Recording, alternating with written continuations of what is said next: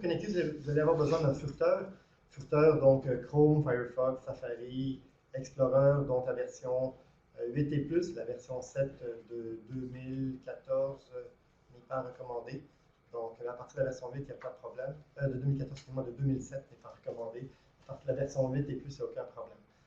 Une fois que vous avez donc votre furteur, vous vous connectez à Internet et vous allez sur l'adresse ccn.nagano.ca. Donc, je répète, ccn.nagano.ca. Et une fois que vous allez faire ça, vous allez arriver dans une page qui ressemble à ceci. Donc, ceci est une plateforme test, donc ça va être légèrement différent, mais en gros, ça va ressembler étrangement. Donc, pour me connecter, j'ai pris l'un des comptes de votre groupe pour vous montrer de quoi il en retourne. Si jamais vous n'avez pas de compte utilisateur, veuillez vérifier que votre bureau d'éthique va vous donner un compte utilisateur et évidemment un mot de passe.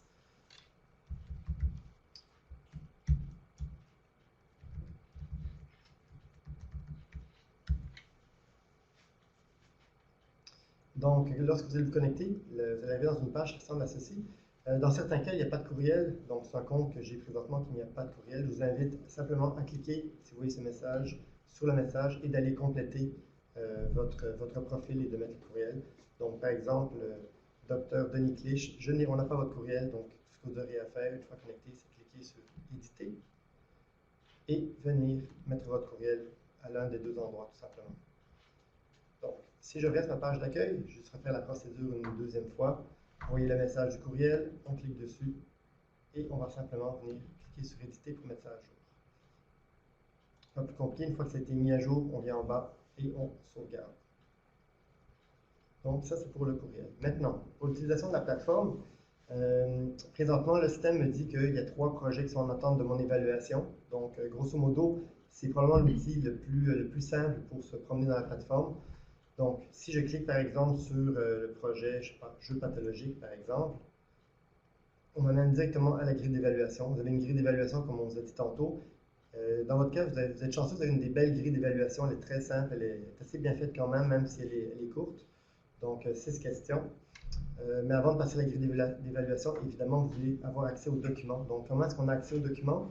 Il y a 2 façons. Première façon, on clique sur le côté dans Info projet et on a accès au formulaire, aux différents fichiers qui sont dans le formulaire. Donc, si je veux regarder mon formulaire, je vais simplement cliquer dessus. Ça ouvre une nouvelle fenêtre et je vais voir le formulaire de dépôt. Donc, je lis les différents renseignements. S'il y a des fichiers, je peux accéder aux fichiers directement, comme par exemple ici, il y en a un. Je peux cliquer dessus et je vais avoir accès aux fichiers. Ou sinon, pour les fichiers, je vais revenir dans 2 secondes pour vous montrer comment est-ce qu'on... Donc, s'il y a d'autres fichiers, vous pouvez les lire à partir de là. Ou sinon, si je referme ma fenêtre, j'ai ici accès aux fichiers. Donc, je vais juste répéter. Une fois qu'on est dans le projet, on veut consulter les documents. On va cliquer sur Info projet.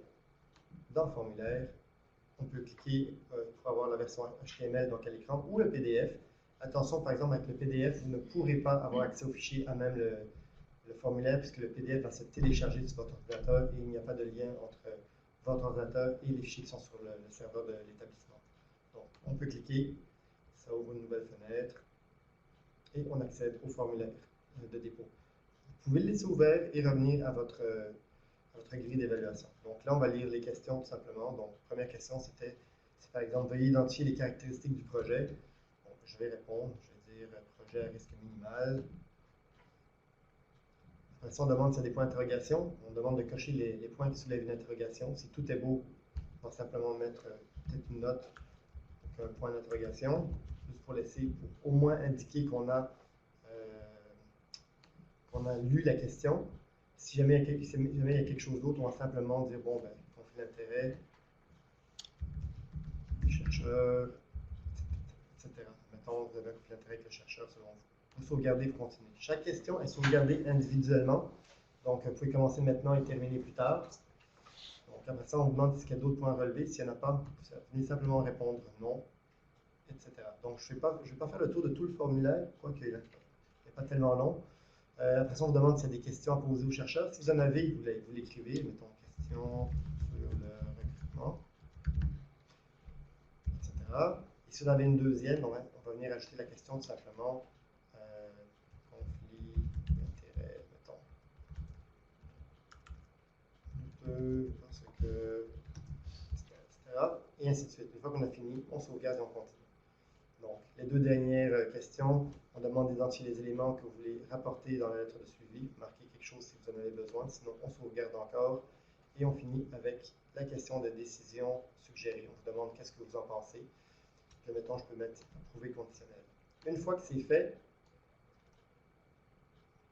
le système va nous ramener donc à la page, une page de projet que vous n'avez pas encore vue. Donc, on travaille avec jeu pathologique. Ce qu'on va venir faire, c'est qu'on va venir déposer le projet. C'est important de le déposer simplement parce que ça dit au président que vous avez regardé le projet.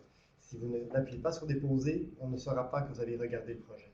C'est pas grave, s'il y a des choses que vous voulez ajuster au fil du temps, on peut toujours ramener le projet sans aucun problème. Mais c'est vraiment informationnel pour le président de la rencontre et même pour le gestionnaire du CER. Donc, n'oubliez pas de le faire, c'est un renseignement qui est très pertinent pour eux. Donc, je vais refaire la même procédure, mais d'une façon différente. Je vais revenir sur ma page d'accueil. Et à la place de cliquer ici sur le projet, par exemple, les impacts du jeu, je vais simplement venir cliquer sur mon onglet d'évaluation. Ça va m'amener où? À la page qu'on a vue tantôt. Donc, je vous explique ici, dans cette page-ci, il y a deux boutons. Il y a un bouton évaluateur et un bouton arbitre. Un évaluateur, c'est vous tous. En fait, tous ceux qui suivent la formation en ce moment, vous êtes pour nous considérés comme un évaluateur. Un arbitre, c'est un évaluateur à qui on a assigné de regarder un projet, de compléter une grille. Donc, c'est la seule distinction. Donc, présentement, si vous êtes arbitre, ça veut dire qu'on attend que vous complétiez des grilles. Évaluateur, il n'y a pas de grille d'appliquer. Donc, si je clique sur évaluateur, qu'est-ce que j'ai? J'ai la liste des rencontres auxquelles vous êtes, pour lesquelles vous avez un mandat. Donc, dans ce cas-ci, on a seulement les rencontres neurosciences.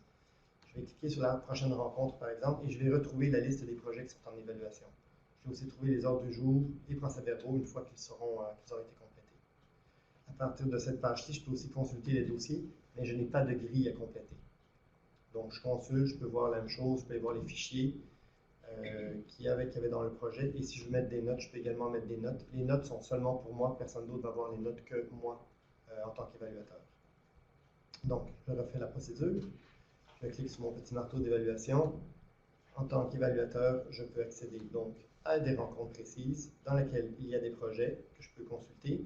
Je peux voir les arbitres, il peut y avoir également des commentaires qui sont mis.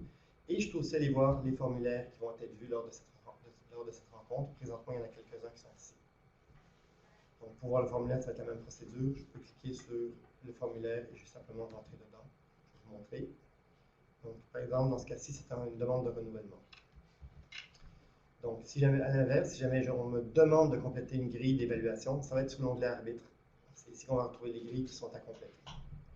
Donc, je vais faire une dernière fois la même procédure. On va sur l'onglet évaluation. On voit dans la section arbitre les différentes grilles qu'on a complétées.